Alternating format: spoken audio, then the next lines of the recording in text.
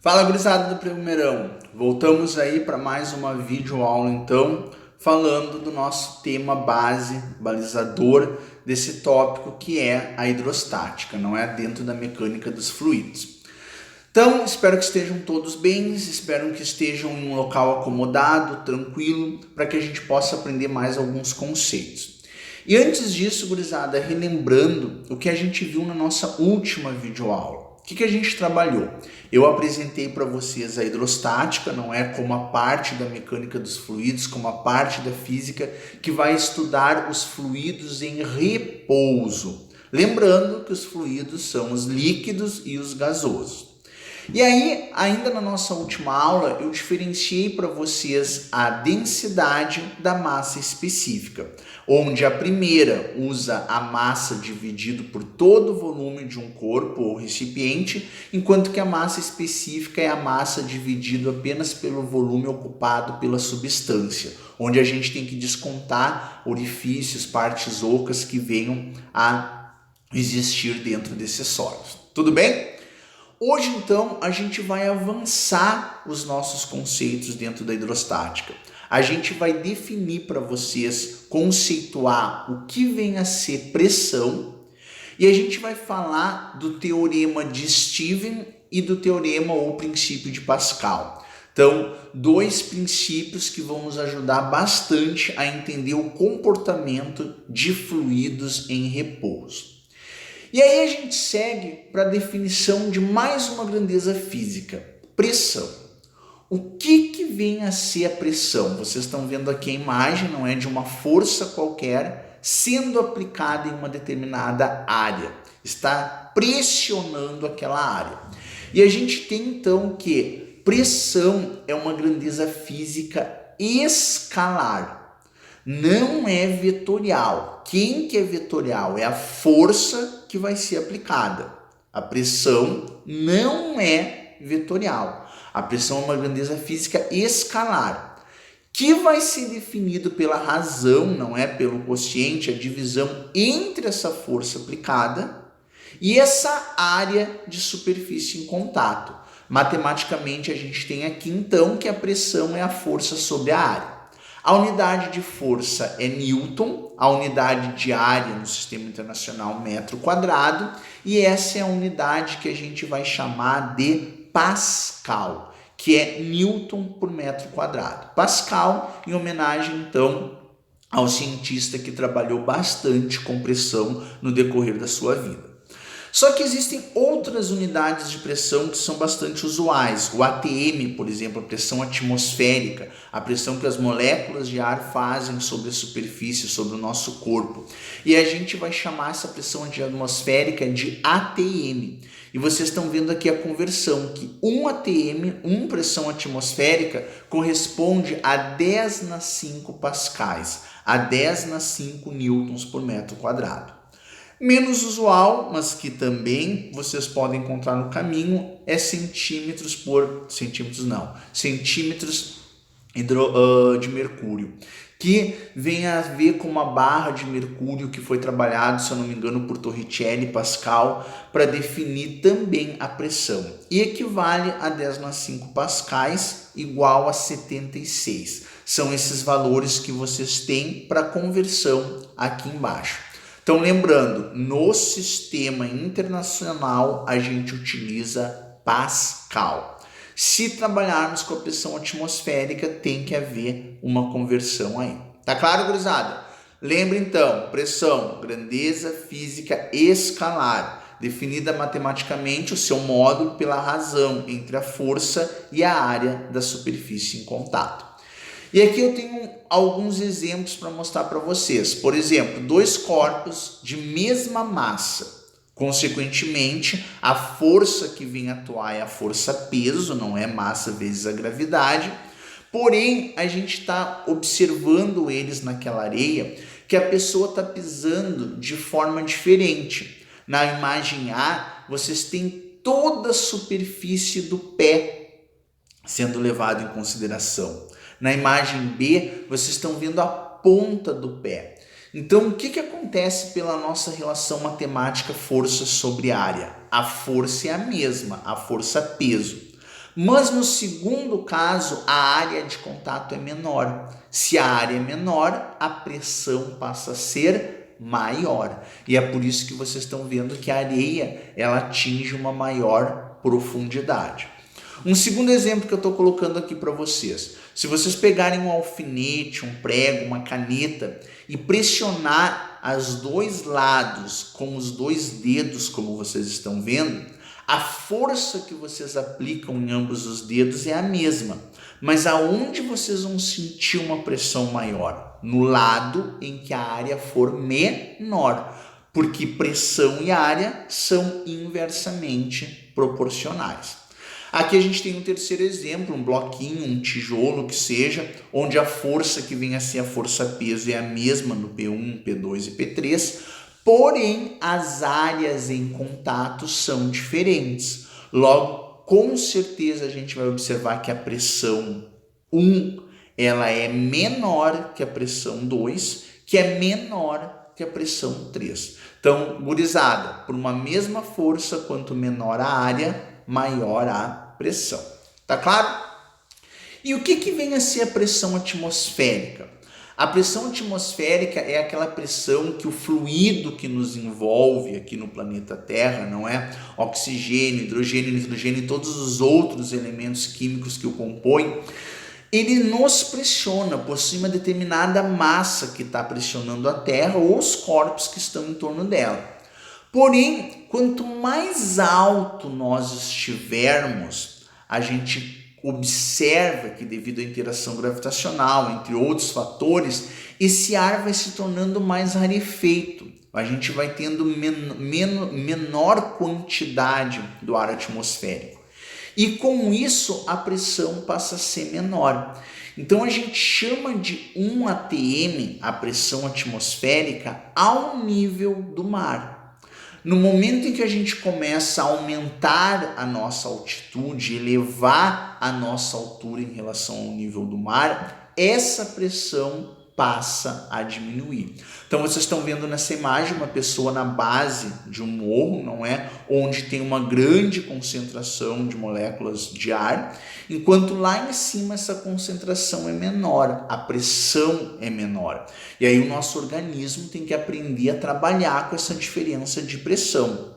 É por isso que alguns jogadores, não é um exemplo que eu lembrei agora, quando eles vão praticar um esporte em países de elevadas altitudes, eles vão lá um período antes, uma semana antes, porque eles têm que aprender o corpo a trabalhar com essa quantidade de ar mais rarefeito, não é? Não pode chegar lá e já sair jogando, que com certeza vai ter uma determinada desvantagem.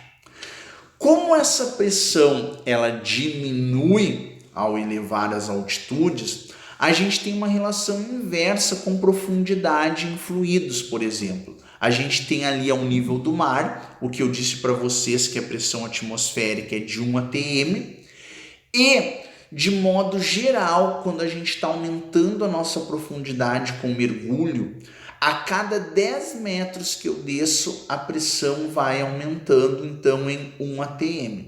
20 metros, 2 atms. 30 metros já vai passar para 4, 40 metros para 5. Então a gente vai vendo que a cada 10 metros ela vai modificando de uma forma de 2, 3, 4, 5, 6 e assim sucessivamente. Quanto maior a profundidade, então, maior a pressão que a gente vai ter. Por quê? Porque tem toda a pressão atmosférica mais a pressão daquele fluido sobre o corpo de alguém que possa estar sobre essa profundidade. Isso também causa danos para a saúde. Um mergulhador, por exemplo, devido à compressão, à respiração, não é, de expelir o ar ou respirar, este movimento do diafragma do pulmão, ele se altera e a gente tem que ter um determinado cuidado no mergulho. Bom, conhecendo então o que é pressão, a relação entre esta força e a área, a gente vai aprender um teorema que vai nos ajudar bastante a entender o comportamento de fluidos em repouso. E esse primeiro teorema, que é o teorema de Stephen, ele vai nos dar a diferença de pressão entre dois pontos de um líquido homogêneo em equilíbrio, sobre a ação da gravidade.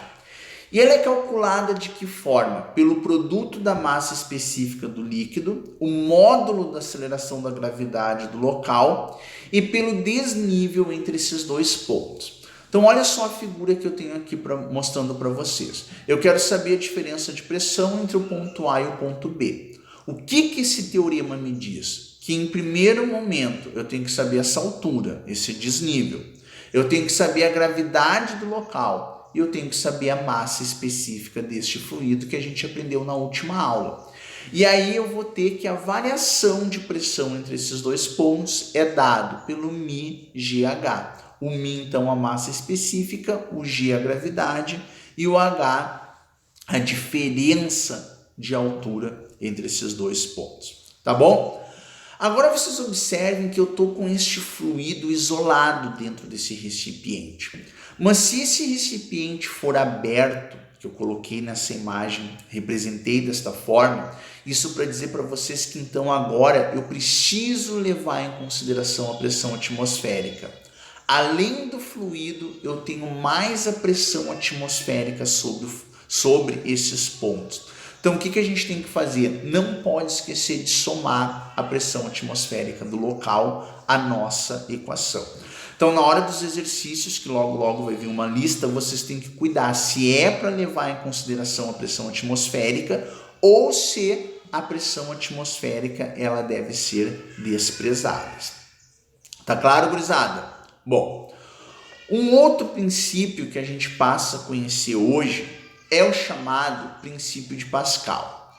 E o que o princípio de Pascal nos diz? Que a alteração de pressão produzida em um fluido, ela em equilíbrio, ela é transmitida integralmente para todos os pontos do fluido e do recipiente. Então eu estou colocando para vocês um GIF aqui embaixo, onde o que vocês podem ver, quando alguém aperta o êmbolo, essa pressão ela vai para todos os pontos daquela bolha. Então o êmbolo vai ser apertado, uma seringa ou êmbolo em um balão cheio de furos, seja o que for essa imagem, e vocês vão ver que todos os pontos serão pressionados. É isso que nos diz o princípio de Pascal, que a variação de pressão produzida em um fluido, ela é transmitida integralmente para todos os pontos. Então vocês têm essa mesma imagem de duas formas diferentes colocadas para vocês para entender o princípio de Pascal.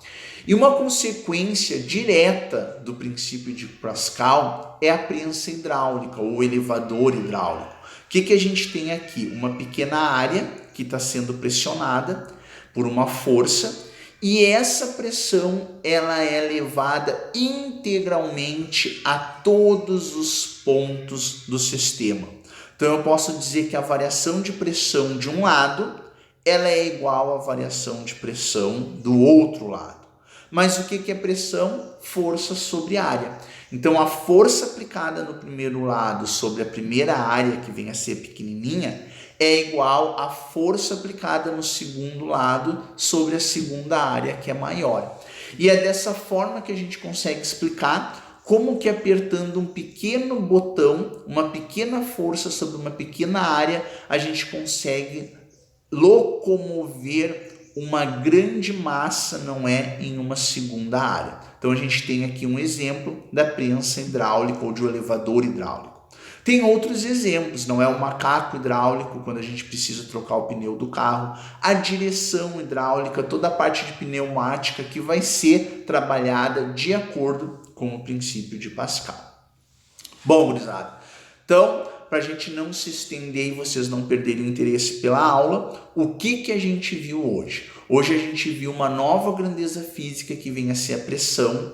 A relação a pressão tem como relação força sobre área, lembrando que é uma grandeza física escalar, não tem direção e sentido, porém a gente trabalha com uma unidade no sistema internacional que é Newton por metro quadrado, chamado de Pascal. podendo haver a necessidade de transformar para as outras duas que a gente viu, entre elas a mais usual, a ATM, a atmosférica. Trabalhamos com o teorema de Stephen, que nos ensina a calcular a diferença de pressão de um fluido em um fluido entre dois pontos, desde que a gente conheça a densidade, a massa específica, aliás, dessa substância, a gravidade do local e o desnível. Lembrando que a gente tem que cuidar se vai ou não levar em consideração a pressão atmosférica.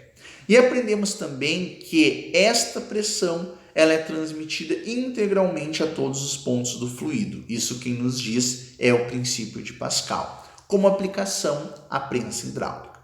Tudo bem, gurizada? Logo, então, segue a primeira lista para vocês resolverem. Depois a gente posta a solução.